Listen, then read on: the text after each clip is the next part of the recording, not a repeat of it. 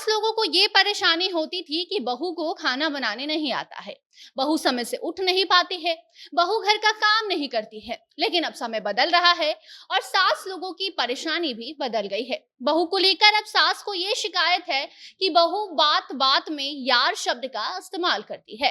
हर किसी से बात करते वक्त यार शब्द का इस्तेमाल करके ही अपना बात खत्म करती है। इतना ही नहीं बल्कि सासू माँ अपनी बहू के गुटखा खाने से भी परेशान है और इस परेशानी को लेकर वो पहुंच गई है पुलिस के पास और कह रही हैं कि देखिए कुछ भी कीजिए और मेरी बहू को गुटखा की लत से दूर कर दीजिए। अब ये अजब गजब सी कहानी हमने सोचा आपको इस सेगमेंट में बताया जाए। अब नमस्कार, स्वागत है आपका हमारे स्पेशल सेगमेंट अजब गजब में और मैं आपके साथ वंदना पांडे। समय बदल गया है, लोगों की परेशानी बदल गई है।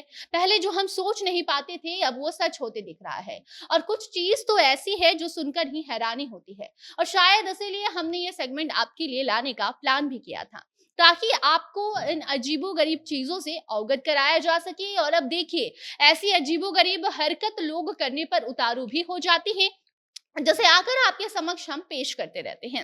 अब ये हैरान करने वाला मामला आगरा से सामने आया है जहां पर 5 महीने पहले जो बहू अपने ससुराल आई, अब उसकी सास को उससे परेशानी होने लगी है। अब ये सुनकर अगर आप सोच रहे हैं कि ये तो हर घर की कहानी है, तो जी हाँ, ये सच तो यही है कि हर घर की कहानी यही है, लेकिन यहाँ पर थोड़ा सा ट्विस्ट आया है। यहाँ पर सास को इस बात से दिक्कत है कि उनकी जो बहू है वो गुटखा खाकर घर में जगह जगह थूकते चलती है। बाकी जहां तक अभी तक हमें पता था कि गुटखा खाना ही गलत होता है, लेकिन यहाँ पर इस सास को इस बात से बिल्कुल भी दिक्कत नहीं है कि उनकी बहू गुटखा खा रही है, बल्कि उनको दिक्कत इस बात से है कि वो गुटखा खाकर जगह जगह थूक क्यों रही है। और इसीलिए हमने पहले ही कह दिया था कि जमाना बदल गया है, परेशानी बदल गई है और शायद अब सास भी बदलने लग गई हैं। अपने बेटे की बीवी से परेशान होकर अब ये महिला पहुंच गई परिवार परामर्श केंद्र, जहां पर पुलिस और काउंसलर से महिला ने सब कुछ बताया और अब उनकी ये दर्द भरी कहानी पुलिस सुनती है तो वो भी अपना माथा पटकने लगती है और आप सुनेंगे तो आपकी तो हंसी रुकेगी नहीं। इतना ही नहीं बल्कि सास को ये भी दिक्कत है कि बहू को लोगों से बात करने नहीं आता। हालांकि पहले तो सास लोगों को ये भी दिक्कत होती थी कि उनकी बहू किसी और से बात ही क्यों करती है, ताकि घर का जो भी कचरा है, मतलब जो भी परेशानी है, वो किसी और से बता ना पाए। बहू को दूसरे से बात भी नहीं करने दिया जाता था। लेकिन सोच के साथ अब सास जो समय के साथ अपना सोच बदल चुकी हैं और यहाँ पर अपनी बहू की एक और आदत से ये सासू माँ परेशान हो चुकी हैं। इनका कहना है कि मेरी बहू जब भी किसी से बात करती है तो वो बार बार यार शब्द का इस्तेमाल करती है। आमतौर पर कोई भी अपने खास व्यक्ति से बात करते वक्त यार शब्द का इस्तेमाल करता है। अब हो सकता है कि बहू जब ससुराल आई हो तो उसे इतना प्यार मिल गया हो कि वो सबको अपना समझने लगी हो, अपने खास समझने लगी हो और भूल गई हो कि वो है तो ससुराल में। और अब बहू की मर्यादा मैडम भूलकर सबसे यार यार शब्द का इस्तेमाल कर बात करती हैं। तो उनकी सास पुलिस और काउंसलर के पास पहुंचकर कह रही हैं कि मेरी बहू की ये आदत बहुत गंदी है, इन्हीं आदतों को छुड़वाने के लिए हम आपके पास आए हैं।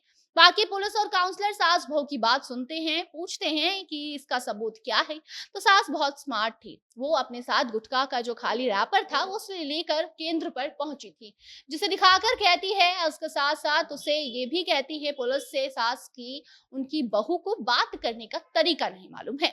महिला का कहना है कि अगर ये सब कुछ पहले पता होता तो हम तो शादी नहीं करते, लेकिन अब बेटे की शादी हो चुकी है।